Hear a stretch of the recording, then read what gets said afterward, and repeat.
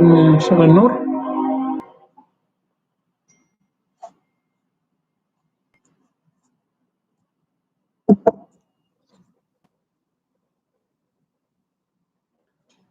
الحمد لله رب العالمين، والصلاة والسلام على نبينا محمد وعلى آله وأصحابه والتابعين لهم بإحسان إلى يوم الدين. وارض اللهم عنا معهم برحمتك يا أرحم الراحمين. ثم أما بعد، فمرحبا بكم في لقاء جديد، ولا يزال القول موصولا بذكر الخواطر والمعاني المتعلقة برمضان والمتصلة به. وحديثنا اليوم سيكون بإذن الله عن حكم من أحكام الصيام يتبع أحكام أهل الأعذار في الصوم، أي من عذرهم الله تبارك وتعالى في الفطر لأجل العارض الصحي الذي يمر به الواحد منهم. ومن هذه الأعذار المرض. قال الله تبارك وتعالى: فمن كان منكم مريضا أو على سفر فعدة من أيام أخر، وعلى الذين يطيقونه فدية طعام مسكين، فمن تطوع خيرا فهو خير له، وأن تصوموا خير لكم إن كنتم تعلمون. Our khatra today is about a rule of fiqh or حكم in Sharia of the excuses in Ramadan. The meaning or the meaning that Allah Tabaraka wa Ta'ala excuse the person, the Muslim, to break his fast for.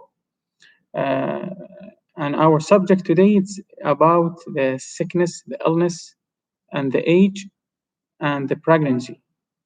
If the woman was pregnant and she needs to break her fast because of the weakness that she's going through, or she was afraid on the baby, she can break her fast, or she cannot. So if we say sickness, these three meanings coming under the name of sickness: age, old age, and the illness or the weakness that the Muslim feels through Siyam, or the pregnancy. We will explain this ayah that Allah Tabaraka wa Ta'ala said: فَمَنْ كَانَ مِنْكُمْ مَرِيضًا أَوْ عَلَى سَفَرٍ فَعِدَّةٌ مِنْ أَيَّامٍ أُخَرَ. And any one of you that among you was sick or on a travel, Allah Tabaraka wa Ta'ala allow him to break his fast and make up when he become out of this situation, trouble and sickness. وَعَلَى الَّذِينَ يُطِيقُونَهُ, and upon those who can fast and decide not to, they have to pay a fidya, ransom, feeding one person for each day that they miss. طعام مسكين فمن تطوع خيرا فهو خير له. يعني if you want to pay more than one miskin, one needy people, it's up to you, and it's better. وأن تصوموا خير لكم إن كنتم تعلمون. And if you want to continue your fasting, it's better choice. So now we feel that Siyam is not wajib, because Allah Tabaraka says if you cannot fast, you can make up after that. If you can and decide not to, you have to pay a ransom, a fidya, because of this and breaking your fasting. So, but this ayah, it's mansukh. The rule of this ayah was changed with the next ayah: شهر رمضان الذي أنزل فيه القرآن هدى للناس وبينات من الهدى والفرقان فمن شهد منكم الشهر فليصم. فليصم فعل أمر، وعلامة أمره اللام، لام يسمى لام الأمر. So this ayah, the rule of this ayah, the details of this ayah, it's changed, mansukh, by the next ayah, but the general meaning of the ayah still exists, because the Nabi Sallallahu Alaihi Wasallam explained the rule of Siyam based on this ayah, and even some of Sahaba, they explained the rule of this ayah based on of Siyam based on this ayah. But Abdullah bin Abbas, he has a different qira'ah. based on the qira'ah that Abdullah bin Abbas used to pronounce and read, ayah is not mansukh. It's muhkam and it's not changed. He used to read وَعَلَى الَّذِينَ يُطَوَّقُونَهُ وَعَلَى الَّذِينَ يُطَوَّقُونَهُ فِدْيَةٌ. And upon those that feeling that they are forced to fast while they cannot, and they have no choice but fasting, which means you can two options. You have two options. You want to fast in Ramadan or out of Ramadan, but you have to fast. So if you feel that you have no option and you cannot do it, the fasting at any time, in Ramadan or out of Ramadan. So we have some kind of illness and sickness that it's continue with the life of person, like the diabetes or the cancer, chemotherapy. You have to continue with this kind of medicine, this kind of sickness for the rest of your life. So this kind of sickness is not going anywhere. So in this type, this ayah comes, وَعَلَى الَّذِينَ يُطَوَّقُونَهُ. It's hard upon them to fast at any time. They have to pay a ransom because they cannot fast even in Ramadan or out of Ramadan. So based on this ayah, we have two type of sickness, two type of illness. The first one that is temporary. Now I have a flu, corona. I have a pain in my teeth.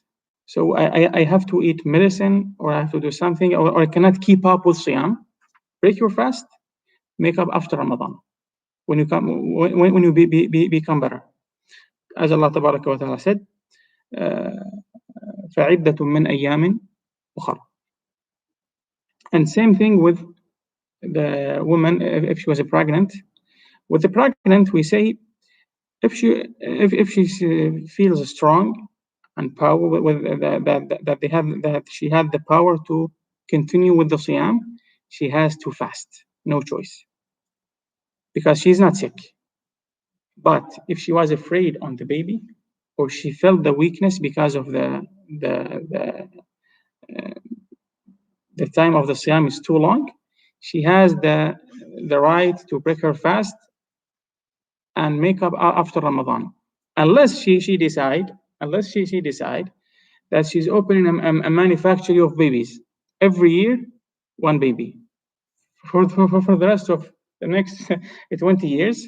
In this case, she has to pay the ransom, because she had 1 year of a pregnancy and 2 years of nursing, and so every 3 years she had a baby. So in this case, she had to pay a ransom, because after these 20 years, she has to pray. She has to fast for 20 years, and it's impossible. So in this case, she has to pay a ransom, al-fidya, feeding one needy people for each day that she break. And same thing with old people. If they become to a certain type of age that they cannot keep up with Siyam, they cannot keep, it's too hard for them.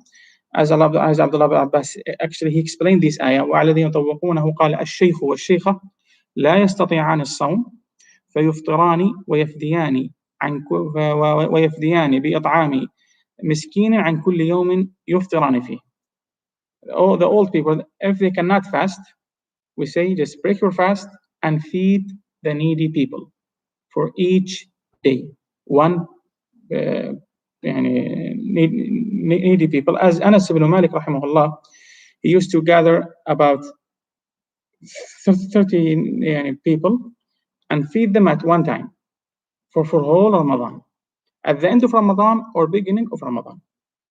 So you have the choice to decide now. So we conclude the khatara with, we have two.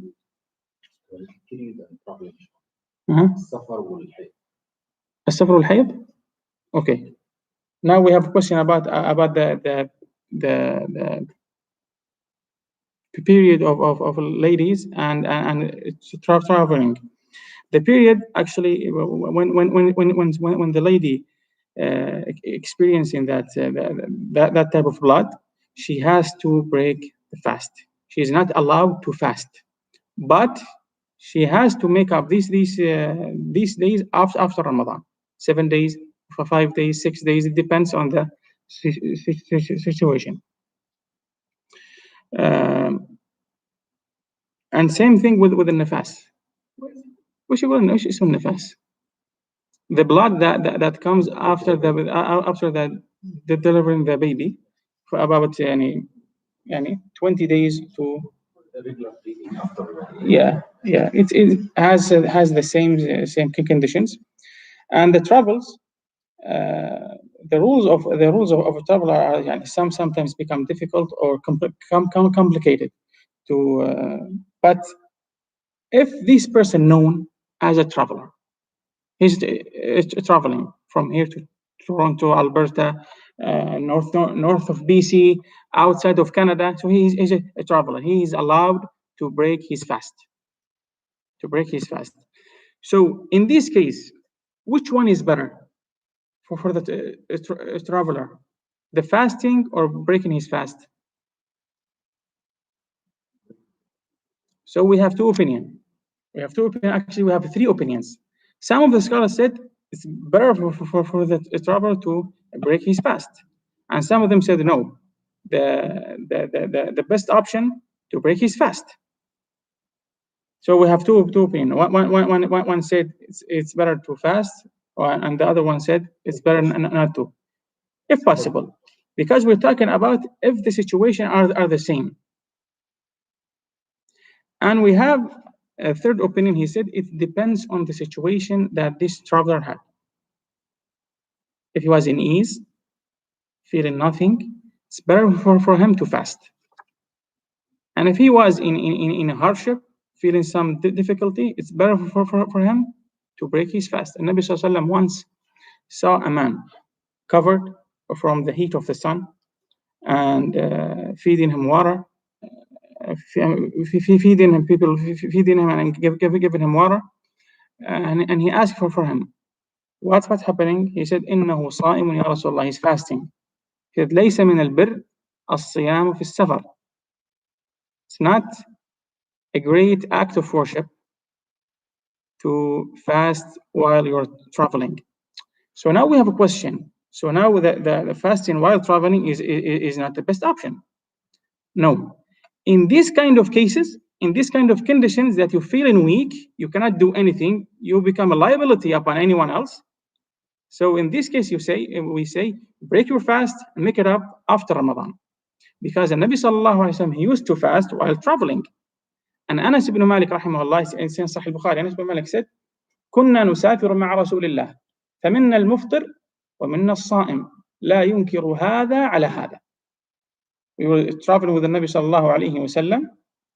Some of us fasting, some of us breaking their fast, and none of us having any kind of agreement or this misunderstanding and saying anything against each other. So it's an option. The best you can decide.